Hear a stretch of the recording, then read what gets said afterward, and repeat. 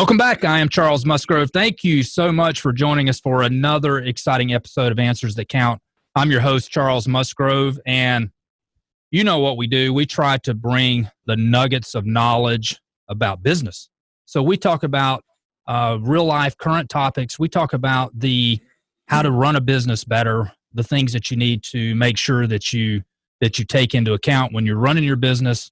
And we try to bring the experts to the table. We always have experts, those people that know, that have the knowledge about the subject that we're talking about, those people that have the business experience, and those people that can really tell an exciting story. And today we are blessed to be joined by Ron Coury. Ron, thank you so much for joining us today. You are our special guest for the Answers That Count podcast.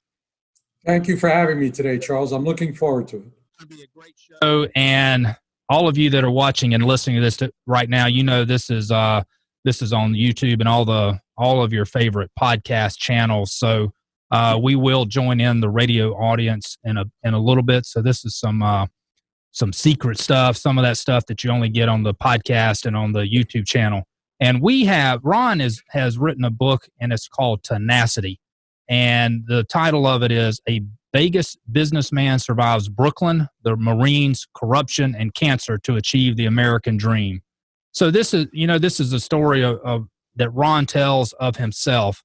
And Ron, I think really to drive this home, the American dream, when people talk about the American dream, there's a tie-in to the American dream, business and success. And not just that you're always going to have success, but that you're going to have the opportunity to succeed. And I think that topic in this book and your experiences are so relevant to our show and for the listeners and the viewers of our show to be able to hear it from you. So thank you for joining us, and kind of set this up and tell us.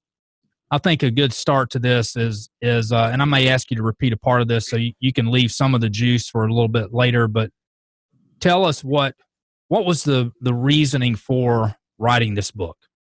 What led you to that? Well, the book is an autobiography of my experiences, very little of it growing up in Brooklyn as a teenager, why I enlisted in the Marine Corps in 1972, a little bit about my experiences in the military, and how I ended up being stationed on the West Coast from New York, and what brought me to Las Vegas.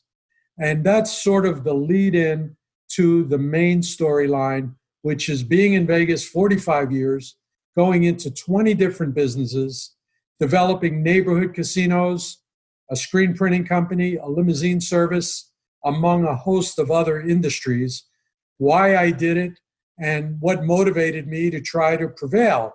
You know, it's not always a desire to earn more money. Sometimes you just have it in your gut that you want to do something different, you want to take on a challenge, and you want to see how you can do with it. And that sort of motivated me into going into business for myself after working as a casino dealer for my first 5 years in Las Vegas. Interesting. I think that is, to bring that to our current times, this is July 28th when we're doing this recording. It's about 12:30 Eastern time. So, Ron, I like to say the time and the date you do the recording because, man, you know what's been happening over the past 4 or 5 months is we seem to be going through changes at the speed of light. I mean, it's just crazy what's happened this year, and with the government, with the shutdowns, with COVID, with all the racial unrest that we see in the streets. You know, there's just so much that happens so quickly, and to kind of bring that into focus, the casino business and the entertainment business, that's one that we see now in the news that's really been impacted by COVID. So I think that's going to be really relevant to talk about today because that's a current challenge that not only you are feeling, but across the United States, people that have restaurants, that have bars, maybe they're not in a casino operation, but that is real life stuff that those business owners and the businesses are dealing with. Oh, yes. And many people who are watching your podcast or listening to the radio segment may not know it, but in Nevada, we have a governor who has closed down the bars throughout the state. a bar isn't just a place to go knock down some drinks, catch a buzz, and get on with your day or night. This is a social environment. They are gaming parlors. They are restaurants.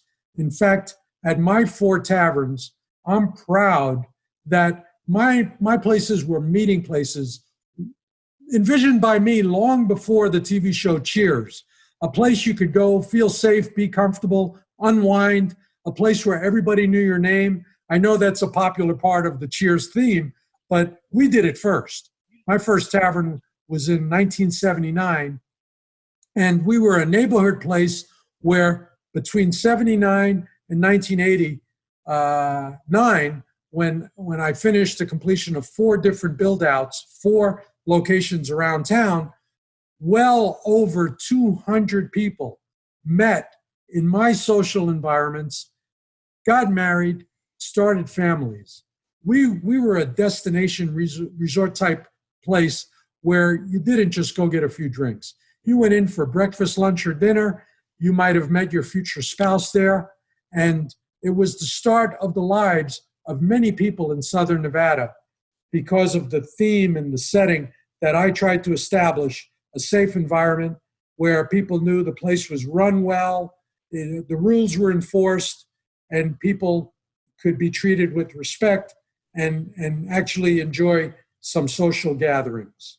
Ron, you're describing a place that sounds almost like small town America that is so inviting. That is, I don't think people have that vision when they think of Las Vegas as that kind of community place. But it sounds like what you created many years ago was that community feel. And I think your description or your comparison to the Cheers TV show is very well put. And just watching that show, that's kind of what you felt. And it was a gathering place. It was a community. It was where people met more than just to have a drink. It was a social gathering. Absolutely. And I tried to stay current and active in my community. I served on different boards as a volunteer to help the community grow. I was the chairman of the board of the local Las Vegas Food and Beverage Association, which was a national and a state organization, and spearheaded efforts with legislation changes that affected our industry. I lived through the tavern industry when it was a common practice to pound down 15 drinks.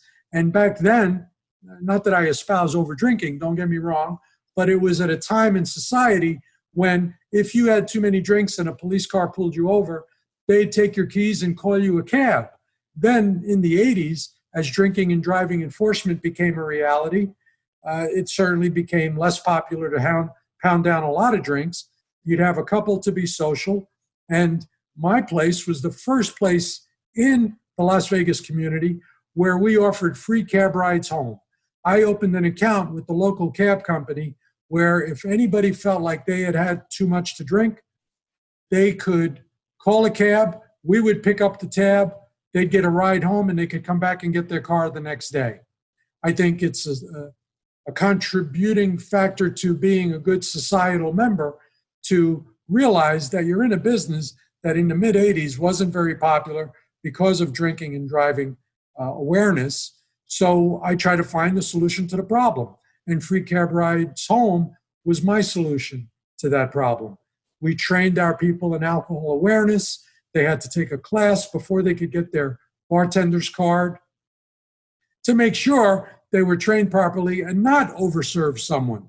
But it's a very difficult business when a guy could walk in, and if he carried his liquor well, he might have had 6 drinks at the place between me and where they got off work, and then they stop at my place for a few more.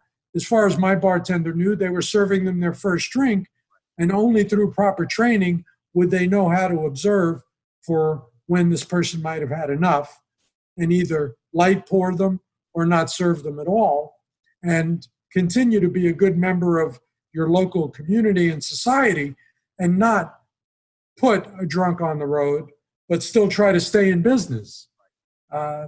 It's a tough balance, which I think we certainly found a solution to.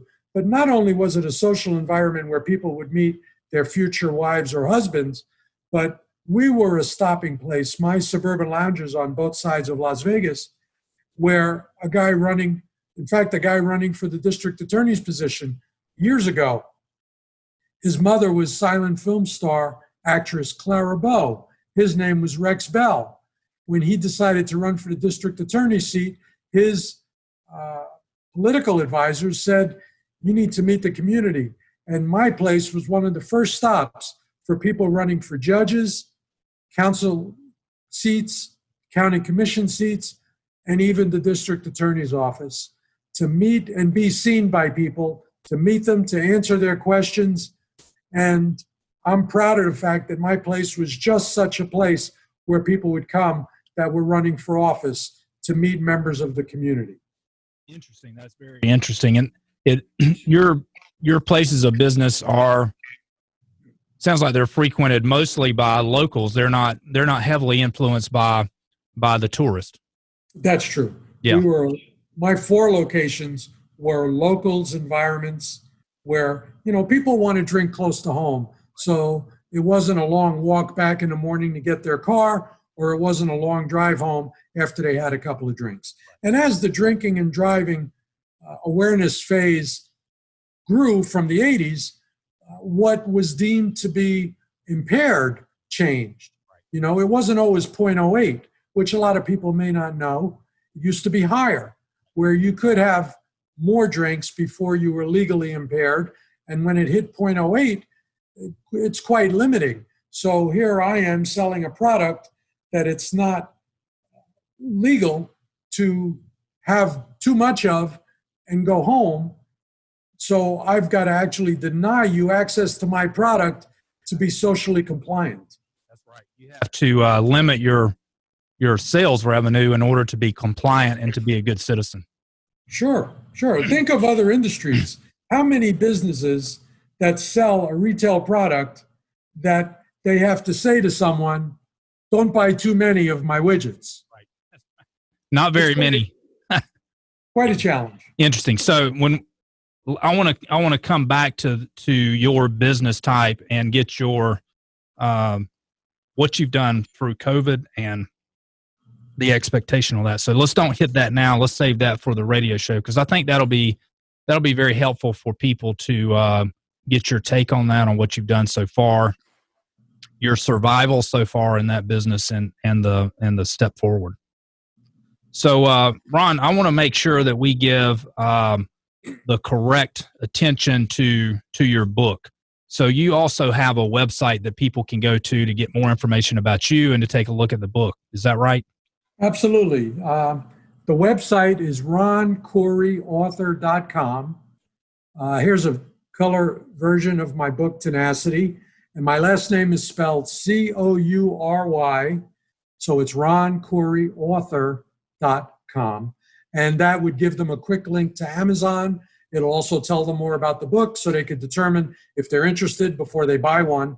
And quite an interesting, unique aspect to my autobiography, when I learned from a book consultant I retained that today's books are sold to the tune of 25% in Audible version, I wanted to make my audiobook something that stood out. So I hired a familiar voice in actor Michael Madsen, who was in Reservoir Dogs, Donnie Brasco, Kill Bill, 300 other movies he's made.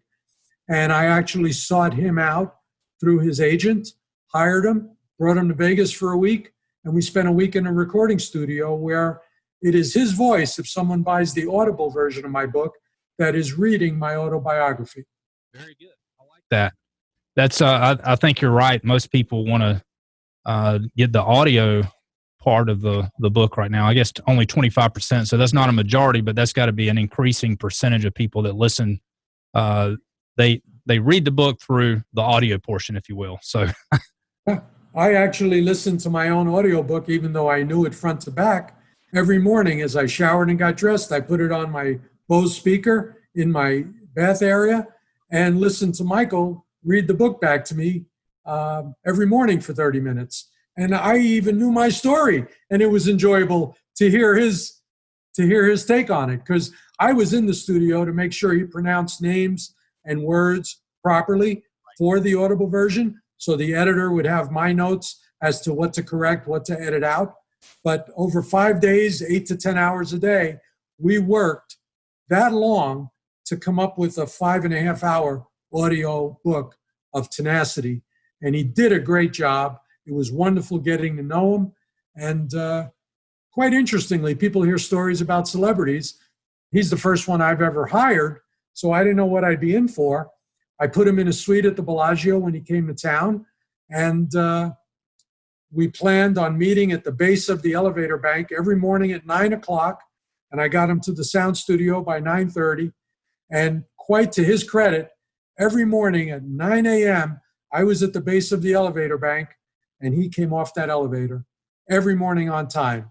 And we worked until 4 to 6 p.m. each day.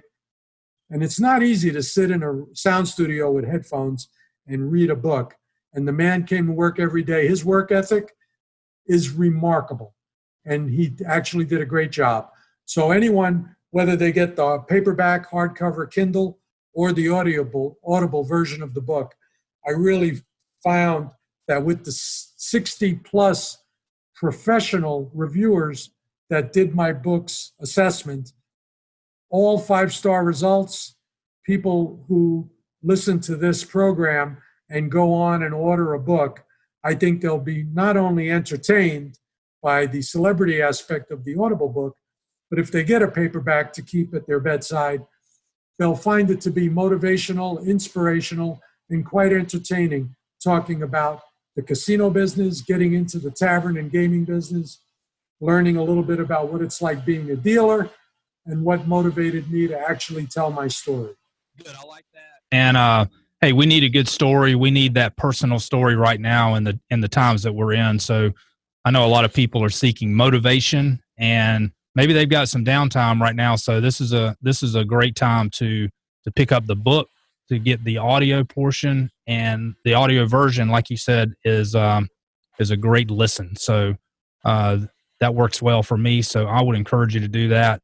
Ron, I thank you so much for being on the show. We're going to take you're going to hear a little bit of music right now. Everybody stay with us because we're going to have a little bit of music, a few seconds, and then we're going to roll right into recording for the radio show. And stick around because I doubt we're going to cover everything in the radio show. So we'll do a post show as well. So all of you out there on the podcast or the YouTube, stick around for the whole show. So hold on.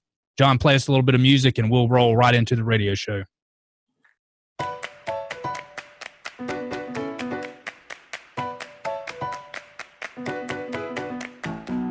Welcome to Answers That Count. If you own a business, you can count on us to give you the answers you need to succeed in all aspects of your business. And now, here's your host, Charles Musgrove. Thank you, everyone, for joining us today. We've got another great show lined up for you. I am Charles Musgrove and your host of Answers That Count. You know what we try to do? We try to bring the answers that can help you run your business better and maybe even make life easier for you and better for you, more enjoyable. So today's July 28th when we're doing this show recording. And, we're still dealing with COVID on a daily basis. And we're going to talk a little bit about that today. And we have a special guest in the house. We've got Ron Coury from Nevada. Ron, are you in Las Vegas? I am based in Las Vegas, yes. So we have Ron Coury with us today from Las Vegas. So what do they call that? The city that doesn't sleep? It's got so many names. It's got a lot of names. It's also called Sin City. Yeah, so we're not going to talk about the sin today, even though I'm sure it's wherever we are. So Ron's got a lot of experience. He's an author of the book Tenacity, and here's this is kind of a cutoff version of what you're going to see. Ron's going to hold up the book face itself, and we're going to talk about his book, and we're going to talk about what Ron's experiences are in business. I would call Ron one of those serial entrepreneurs. Anybody that creates, that starts 20 businesses, I would put them in the classification of they're an entrepreneur, and they're one of the. If you do that much, Ron, I'm going to call you a serial entrepreneur. Is that fair? I think that's a fair accounting of who I am. I'm an observational entrepreneur. I'm a niche finder. I try to find something that the town or the state could use and figure out if it's something that I think I can do well or better than it's being done. And then I formulate the concept of a new business. And in 20 instances, I've done that. Listen, everybody likes success, right? I mean, we all take a swing at the plate. We all have the bat in our hand. We get to step up and take a swing. I think that in itself, if you step up to the plate and you take a swing, then I would call that success. It's even more of a success when you have business success. When you win at something, when you hit it over the fence.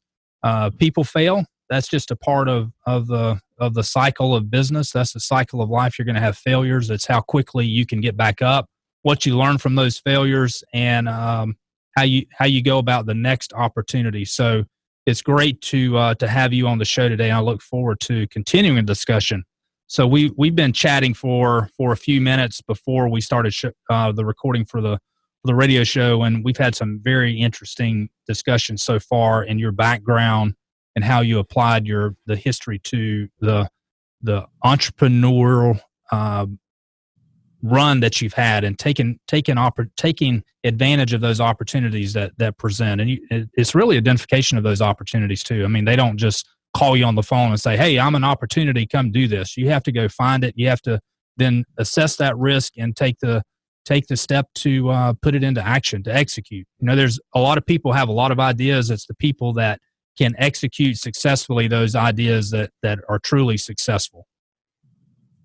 Yes, my book starts out with me describing how I went from being a teenager in Brooklyn into the Marine Corps and how I ended up in Las Vegas. And as far as being an entrepreneur, I was a dealer in a casino for 5 years. And I was standing on a dead game one day, and I was thinking that I want to find a way to earn money, whether I can go to work or not. My family was burdened with a long history of cancer. My dad, his sisters, and brothers ultimately all died from cancer. So I felt like one day it would plague me, not if, but when. And what happens as I'm starting a family, getting married, having kids, what happens when I can't be the breadwinner? How do I earn for my family? How do I keep my house and my car? So it got me thinking on a dead game one day, what can I do that if I do it well and it's successful, it'll bring money into the household, whether I show up there every day. And I wondered about what type of businesses, because I didn't stay in college. I didn't have a degree to become a lawyer or a doctor or an architect. And I started giving thought to what could I do? And that's the entrepreneur's challenge, isn't it? What business to go into that they might be successful at? So I became a realtor, something I could do during the day as I dealt at night. And during the course of being a realtor for 4 years, I actually located a neighborhood tavern in 1979 that I found a way, and the book will go into more detail, but found a way to raise the money to buy that tavern. And I felt it was a business that I could learn on the job, no formal education, because really what's success in a tavern? It's a safe, comfortable place that people will come, and you get more people than your competitor tavern does. So through training in the Marine Corps, I could keep it safe, keep the rowdies out, enforce law without having to hire guards, which in the early days, there was no real gaming dollars. We generated revenue by selling drinks, which back then was $1 a drink or 50 cents a beer, not a great revenue generator. We didn't have, as I said, great gaming revenue, but believe it or not, one of the first video games that came out was Pac-Man and Space Invaders. And each of those big machines on a corner wall would generate $800 a week in quarters. Remarkable amount of revenue. We had 2 pool tables, which generated $1,200 a week in quarters per table. So these were supplements to income that helped me develop this first tavern by later adding a restaurant, so I didn't lose patrons who wanted to eat and said, "We'll be back, we're going to go get something to eat." But they rarely came back because they got comfortable in the next establishment they went to. So I decided very quickly I needed to raise the money to put in a restaurant. And I took that first concept and developed it into a total of 4 neighborhood taverns where people could go in, spend the evening or day, because this is a 24-hour town.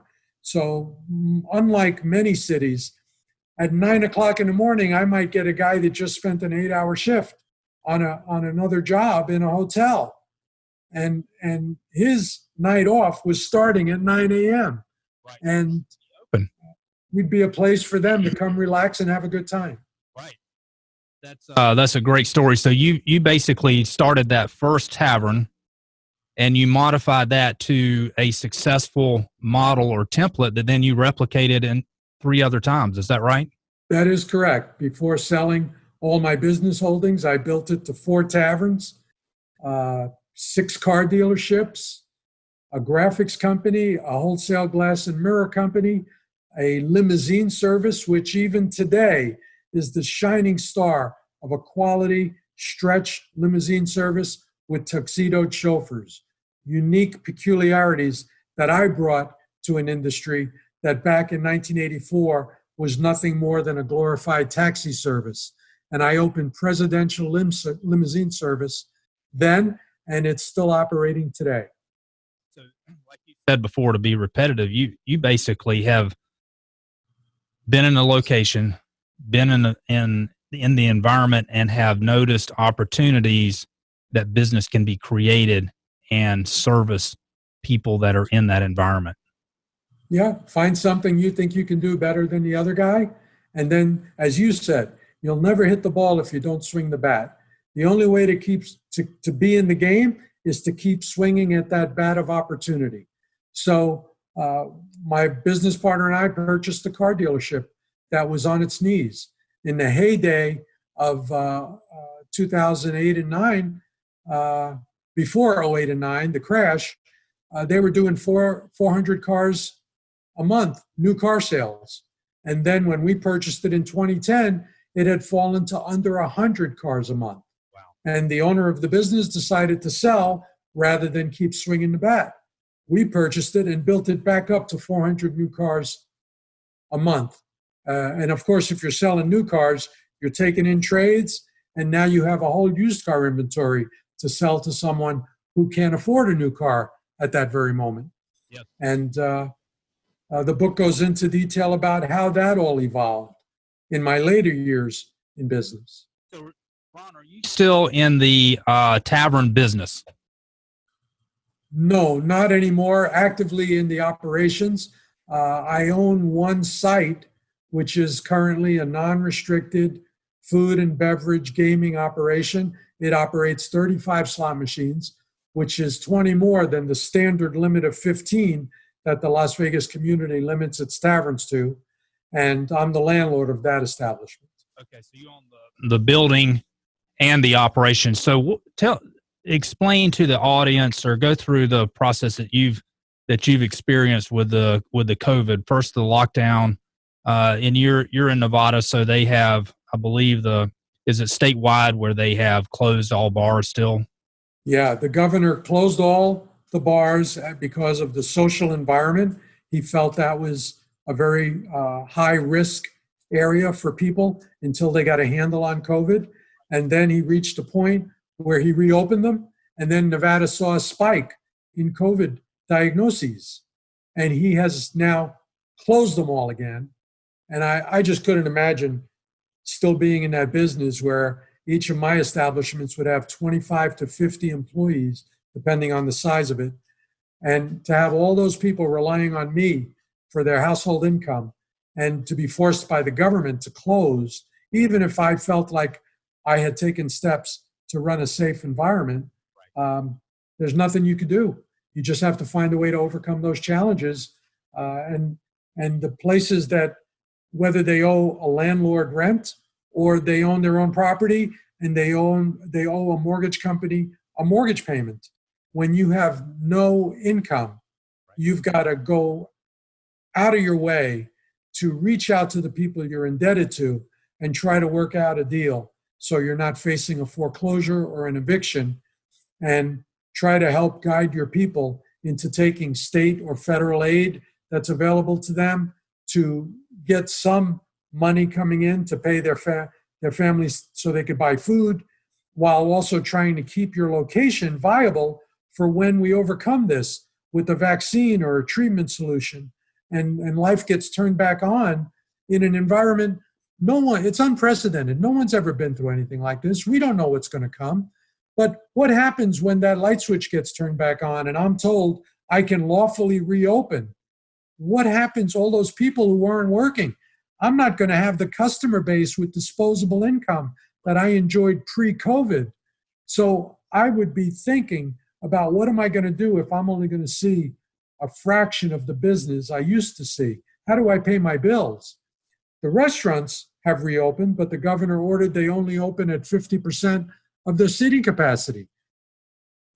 What are those places going to do when they're limited in presumably, if you can only open 50% of your seating, you're probably at best going to see 50% of your gross revenues. Right. Well, if you were running at a 12% profit margin, what do you do when you're limited to 50% of your gross revenue? There's no way you can hit that profit goal. These are challenges no one's ever seen before, and they're going to have to think outside of the box to prevail in what the next economy is going to bring to them. Absolutely. Ron, we've had guests on our show that have talked about that exact situation, that have been restaurant owners here in the state of Florida, in Tallahassee. And that is, you're exactly right. You know, their business model is not set up to operate on 50% capacity. The margins don't support that. Their model doesn't support that. So, you know, they're faced with some tough decisions. They've gone through, a lot of these business owners, a lot in the restaurant and the entertainment business, that they've had available the PPP funding and some other government funding, but they've gone through that. They've used those funds. They've used their cash reserves that they may have had stored up. So now, as this thing is prolonged and some places are considering locking down again or restricting capacity in restaurants and other places of business like that, you know, those business owners, they're facing some tough decisions. Absolutely. They don't know what's coming. How do you plan for the unknown? It is a very difficult position to be in, but my book describes not being a quitter. Failure cannot be an option. So you look for solutions to overcome the hurdle that you're confronted with. How do you go around it, through it, or over it? Well, as I think, if I was still operating all my businesses today and I was faced with these challenges, I wonder how I would overcome them when I don't even know when the lights get turned back on. When can I serve a customer? If I was in the restaurant business and I was going to be limited to 50% capacity, I believe I would have to raise my prices so that the customers I did see would come in and I could somehow get close to the revenue level that could pay my bills and I could stay in business, because I'm no good to anyone if I'm out of business. It doesn't help the property owner if the storefronts are all empty and there are no tenants. It doesn't help the community that the corner mom and pop brick and mortar stores are closed. I know I've read Amazon is having a record year because people are ordering product on Amazon. Well, that doesn't help the mom and pops that we all like to frequent, you know, to support our community. And I personally intend to go out of my way to try to support the local businesses around me when they've been starving. And I want them to be there tomorrow and next year and the year after. But they won't be there if people don't think this way and try to provide them some revenue. I totally agree. It's, you know, we're almost in a situation that the external forces are dictating or limiting what you're able to do. So, you know, you say never quit, always look for a way around, over, or somehow get through that struggle. And business owners are faced right now with obstacles that so many of those they can't control. You know, they can't change the 50% capacity. So right. They can raise their revenue, but that has consequences as well. So, you know, these business owners are faced with tough decisions. What can they do to adapt and survive? And maybe survival is something that looks like them after not owning that business. I mean, they have to consider the alternative that survival means I have to stop the bleeding on this business. I have to stop that somehow. So they have to look for alternatives on that kind of survival. So, it's tough decisions. And I don't know if you've been faced with that in other businesses that you've owned in the past, where you have limited options or no options. And maybe the right answer is we have to close and look for another battle, another game to play another day. Well, in one gaming neighborhood property that I developed in an outlying jurisdiction to Las Vegas, I encountered a corrupt city councilman who was a competitor of mine in business. And he had a small town police department that he oversaw with a corrupt police captain who he used to weaponize against me. And they actually created felony charges against me, so I couldn't proceed with my state gaming license for the new place I was building. And my book goes into the detail of the incredible steps they took to keep me from being a competitor of his in private industry, and how I overcame those challenges, because walking away and redefining survival wasn't an option. I had purchased the property to build this place on for $270,000, paid cash for it. In fact, I sold my limousine company to buy and develop this property. I had $30,000 invested in the architectural construction plans, $270,000 in the property, and was going to spend over $700,000 building it out. $300,000 alone just in the kitchen facility. This was going to be a large dining establishment. Well, walking away from that investment wasn't a reality for me. It wasn't a survival technique. I couldn't walk away from those dollars. They were too big to me at the time. Right. So I had to stay in the fight. And through hiring a private investigator and fighting with the best legal minds I could hire to clear my name and prove the lies that were made against me, make for a great book. And while I'm not facing the COVID challenges like most businessmen with brick and mortar businesses, but here I am trying to market a book that I've invested $250,000 in, making it a book at a time when people are out of work due to COVID, not thinking about spending money on a book. So I'm marketing my book during unprecedented, challenging times, not unlike any business. Have to adapt, and I think that's a good story that a lot of people, they would only see that in a movie. So that maybe that's a story told in a movie as well. So that's interesting. And to finish that story about the corrupt city councilman, I'm assuming that you overcame that and you were able to build and open that business. Yes. While I am not going to be a spoiler to the book, because I want people to enjoy it, ultimately, after over a year battling him on the streets and in the courts, we beat him and his city in the Nevada Supreme Court. But how we got there is still a story worth telling for your viewers and listeners to consider getting the book, because how we got there is the best part of the story. But the fact that we did prevail, clear my name, I got a gaming license, I got a casino use permit for that location, and it's still operating today. While I don't own it, it is a very successful place operating today. Good. So again, the book is Tenacity. So check that book out and hear the details on the story. So that's good, Ron. Thank you. Yes, and they can hear the details and read about them further at the website for the book, roncouryauthor.com. Good. Ron Coury. That's Coury. Ron Coury. Right. Ron, that's a good story. So, that people are going to be faced with those challenges, and they have to adapt to the environment, to the to the situation, just like you did. Now we're in COVID-19. And what is your, I know this is a crystal ball and you're probably somewhat good at crystal balling things. So what is your crystal ball on the bar industry, the gaming industry, the restaurant industry? What does that look like to you post-COVID? Well, if there is a successful treatment and vaccine developed, which if we listen to what we hear on the news, Washington is telling us they're very close to that. But what we don't know, because they're going through the human trials right now, is what are the side effects?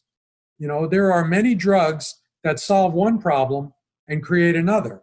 You could later find that it deteriorated your liver or kidneys while it solved the problem it was solving. We don't know those answers yet. So when we talk about what the future of the bar and restaurant business is, we will need to know, what is the future of COVID? Is it truly cured with the vaccine, or is the vaccine an annual vaccine like the flu shot? Right. Whatever the solution, will people be comfortable going out and socializing in public? Or will 30% of them say, I'm just not doing that anymore. I'm going to have a beer in my backyard with a couple of my neighbors. And that's the future that I foresee for myself, which means that industry is going to be harnessed by what percentage of people are still socializing, eating out. We don't know those answers. So you're right. It's impossible to have a crystal ball because there are still so many unknowns.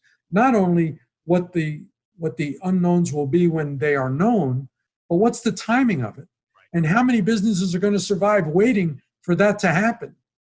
Exactly. Yeah, that's the tough part. There's you can make a case for taking a lot of action. One of the cases that you could make that you could support is, do we close now, preserve our cash, and try to reopen in the future, whatever that looks like. We see the takeout and the drive-through business. They're doing okay, and some cases they're even thriving in this situation, because you have fewer people going to dine in, set down restaurants, but they still want to have somebody prepare their food. They still want to pick up their food. So the alternative is they go through a drive-through, or they pick it up and take it home and eat. So, I think that we've already lived through a lot of the adaptation of that industry so far. And you can almost, one course that you can see as a projection of that, we're going to see more people relying on takeout, pickup, or delivery of their food choices. Absolutely. The people are going to be most comfortable at home. So you're seeing lines in front of your local grocery stores. We've never seen that before. If you go at the wrong time of day, you could have 50 people in line waiting to get in because they're limiting the number of people in the store for the spatial distancing rules compliance. So you're seeing by the end of the day, you can't get a ribeye steak; they're sold out, or the shelves are bare when it comes to paper products. I still can't buy a can of Lysol spray. I went shopping this week for my house, and the shelves that Lysol spray were on are still not shocked, even though the mad rush for toilet paper, which I never understood why people thought we'd run out, but there was a time all the paper shelves were empty. Now that's resolved, but you still can't buy Lysol disinfectant spray. And I don't know why. They're still making it. We talked about the restaurant industry. What do you think about the bar industry? Is that going to be in the same boat, or do you think that's even going to be more tenuous than the restaurant business? Well, it's crippled on two fronts. The governor has ordered they stay closed right now, so they don't have a choice.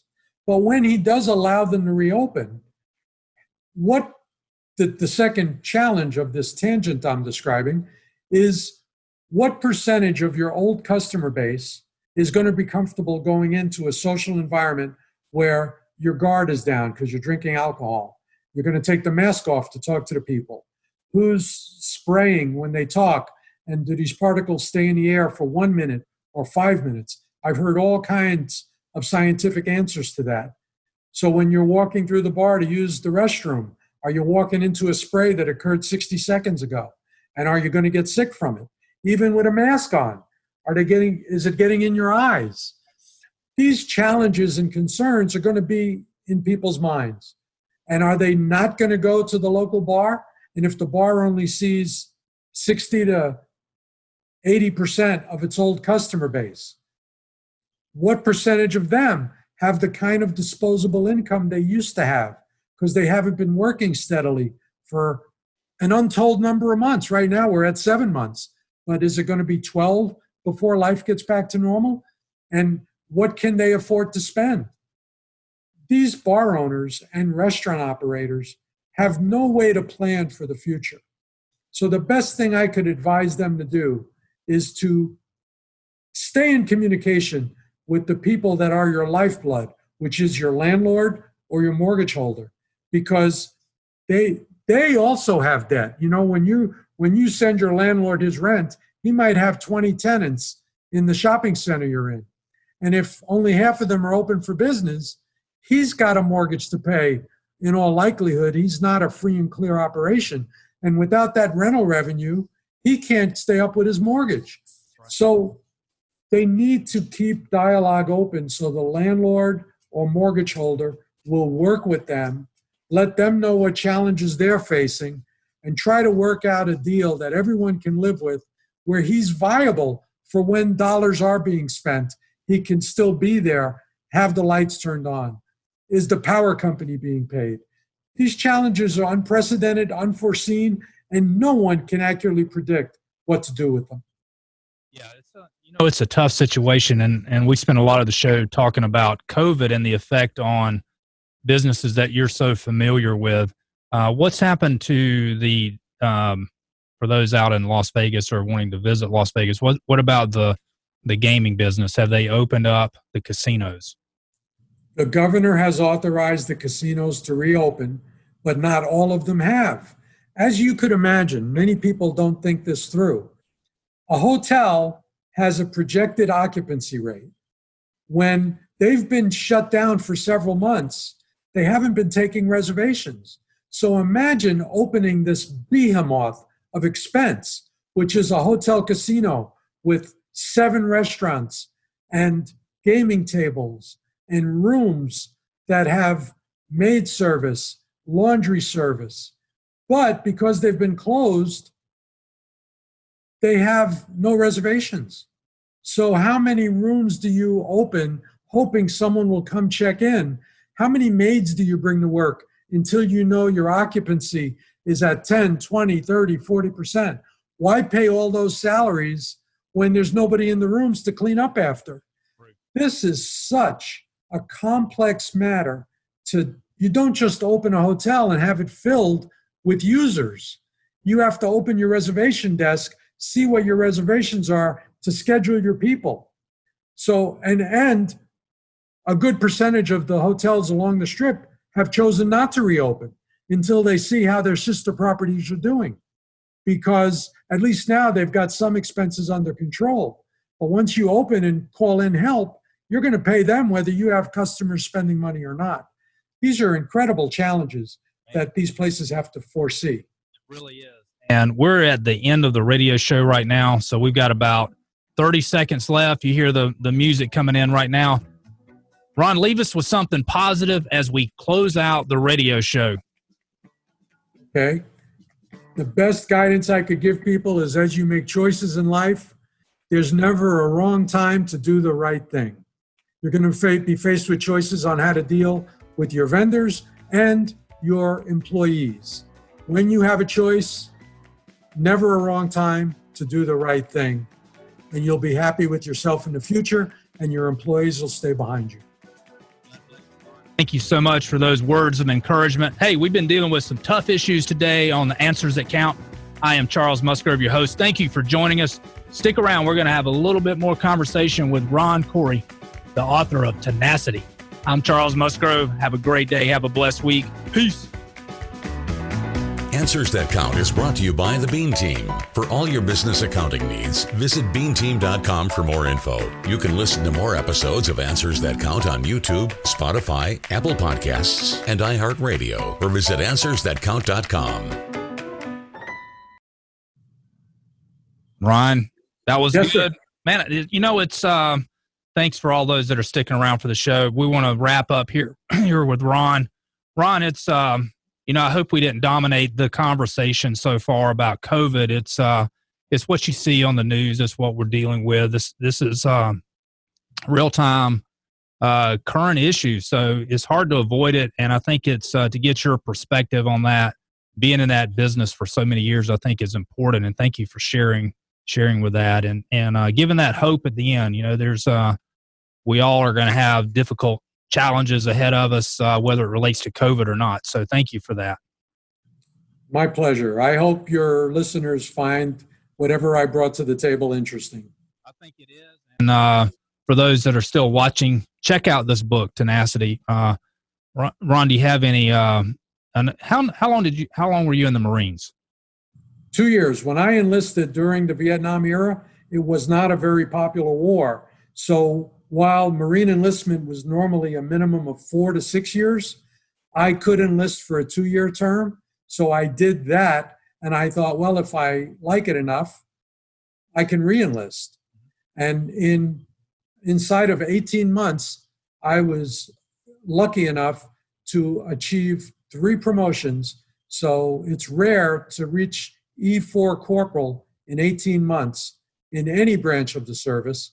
I was a corporal within 18 months, and by my 2-year enlistment term ending, I would have been promoted to sergeant had I re-enlisted. But as the book describes, I had found Vegas. I was coming here on weekends, and I saw my future here. I saw opportunity in what was a small town at the time. I made a buddy in the Marines who was from South Philly. I was from South Brooklyn. We grew up in much the same neighborhood. So we came to Vegas together, and he ended up being my business partner.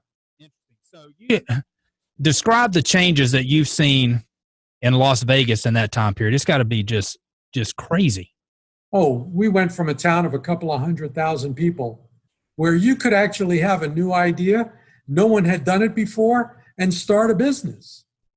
Now we're over 2 million people living here. We're a big city now. The hotels used to be 2- and 3-story motel-styled properties. Now these towers are 30, 40 stories tall.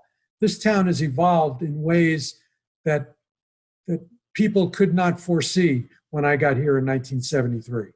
Yeah, and it's call it luck or whatever it is. It's that had to be amazing to live through that evolution of Las Vegas. Yeah, I'm sorry for that interruption. That's all right. I was just saying to live through that evolution of Las Vegas had to be amazing. Oh, it absolutely was. And as evidenced by the level of success Dan Hughes and I experienced.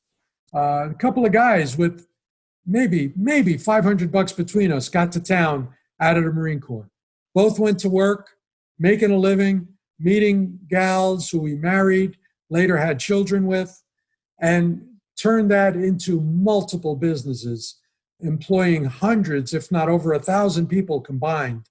One business, our graphics company, designed and printed slot machine fronts at a time when gaming was growing. We grew that from 4 people and a $100,000 SBA loan to 120 employees with over $12 million a year in sales. Wow, that's quite a success. Thank you. Yeah, Ron, thank you so much, man. It's been a pleasure to get to know you and to have you on our show today. I wish you the best of success with the book and whatever else you take on as a challenge out there. I know you're probably looking for things right now. Well, at the end of the book, it talks about a project I'm in with Andre Agassi called Square Panda, which is a learning tool for young children to read and spell. I'm a big investor in that company, as is Andre. We're on the board of directors. And marketing the book has become somewhat of a full-time job for me to make it a success. In November, pre-COVID, I was contacted by a New York City production company who wanted to make my book a movie. And I told them I was very interested. Yeah. And then What? COVID hit, and he closed his New York production office until the COVID thing ended. So he's working from home in New Jersey right now, and that kind of put everything on hold. Well, maybe that'll come back. So best of luck to you with that, and keep us posted on the work that you're doing with Andre Agassi. I'm assuming he's living there still in Las Vegas too. Oh, absolutely. He's living here, raising a family here. He's an active board member with me, and people can check out Square Panda at squarepanda.com. It's a great product. Good.